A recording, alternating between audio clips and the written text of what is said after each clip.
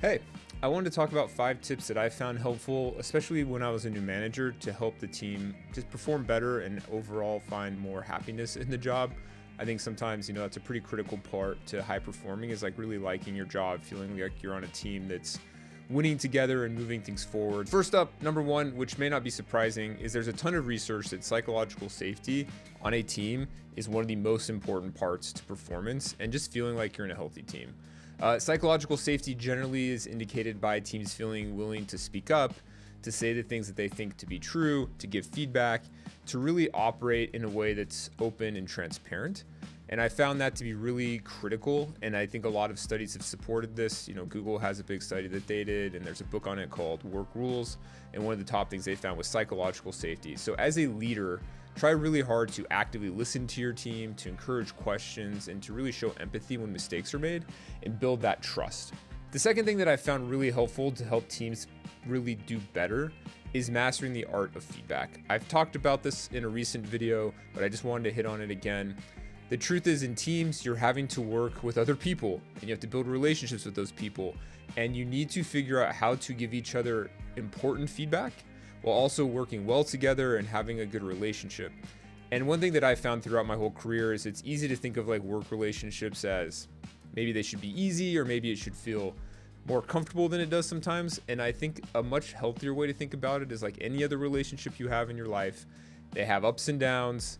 It needs work. You need to find time to really figure out how to build those relationships. And if you can do that, the art of feedback becomes much easier. Just some tips on the feedback side is just remember to focus on the actual behavior, not the person. You're not trying to give them feedback as their whole person, but to a specific situation, and really tie that feedback to how they can improve and do better in their role, and that your desire is to really help you, them, and the team really perform better. The other thing I found really helpful is actively solicit feedback for yourself. When you're willing to do that, that really breaks down a lot of barriers. Next up, leading by example. This is easy to say, but harder to do. Often it's easy to say that you lead by example and you really want people to follow your example. But if you look at some of the actions you do, it doesn't really maybe portray the culture or the things that you want to your team. So I think one really high quality thing that great leaders do is whether they say anything specific or not, when you look at how they're acting and how they're helping the team win and how they're getting involved and what they're willing to do, that really sets the tone. A lot of culture comes not from what you're saying, but what you're doing. And so you as a leader really have this opportunity to set the tone for your team, to act in a way that you want others to act. Whether or not you're always, saying those things, they will definitely notice it and see that you're acting in a specific way and try to embody that. It's also important to remember that goes both ways. Like if you are doing things that you don't want the team to do or do you think are negative, that can really hurt the team. And it's worth thinking about it because obviously you probably wouldn't do things you think were going to hurt the team. But if you take a step back and think about, are the actions I'm doing representing how I want our culture to be and how our team to operate? Or am I doing things that maybe don't feel like they're hurting the team, but when I think deeper about it, they're really not setting the best example? Some of those are like maybe showing up late for meetings or being distracted in meetings. Like think really critically about your actions and how you can help the team win by just acting like the person or the culture that you want to have. All right, number 4, empower your team. I think in tech we hear a lot about empowerment these days, which I think is really good, but I think it's kind of a loaded term and it can be hard to think about what does empowerment actually mean. For me, I think if you're a leader that empowers somebody, you're really making them part of the process of finding a solution, or maybe even delegating that entire process depending on their level within the company or their experience with a specific task.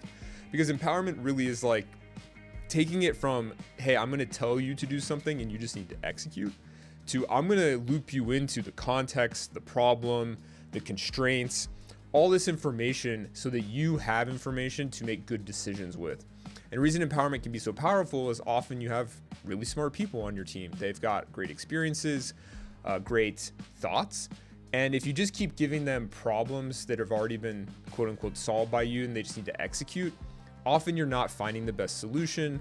One person can't find all the solutions. And so empowered teams really are great because you are taking the time as a leader to provide the necessary context and information. And then the team can take that and find good solutions and spend more time in that solution space than maybe you can. And then hopefully even have a better direct connection with the customer that it's impacting than maybe you could as well.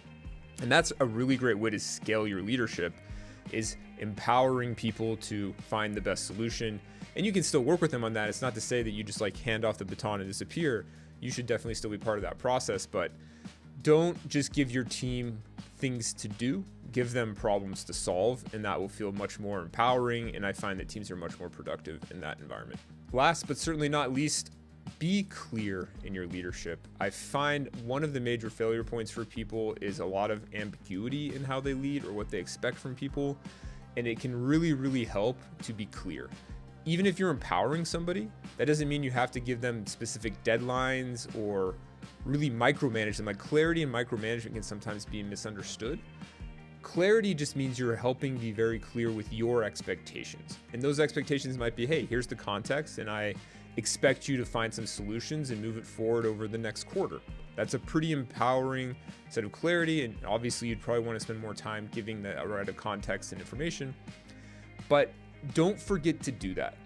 It's not super clear if you just slack somebody a kind of message that you didn't think that long about and say, hey, I've been thinking about this. Can you look into it? And they're like, sure. And then 2 weeks later, you start to grill them on like, why haven't you found a solution? And they're like, what do you mean? I was just kind of under this assumption that we were looking into this, and I was kind of putting it on the back burner, but something to keep in mind, where in your mind, it was more of like a top priority. So really think about, when you talk to your team, are you providing clarity? And again, clarity doesn't mean micromanaging. It can be clarity at the strategic level, at the goal level. It can be clarity further down on tactics if that's necessary. But don't leave the team wondering about your expectations in a given situation, because as a leader, that leaves a lot of time for them to spend their cycles to try to figure that out. And often they're not mind readers. They're not going to get it all the way right. And so it just sets up a lot of challenges and failure points down the road. So really focus on that clarity. So just to kind of summarize, as a leader, I would really focus on making the environment psychologically safe, master the art of feedback, really lead by example and empower your team, and last, focus on clarity. And there's obviously infinite things you can do as a leader to help your team win, but those are 5 that I've really thought about and thought have made a real difference in our teams and our ability to execute together and eventually get the success we want to have. So I hope this helps.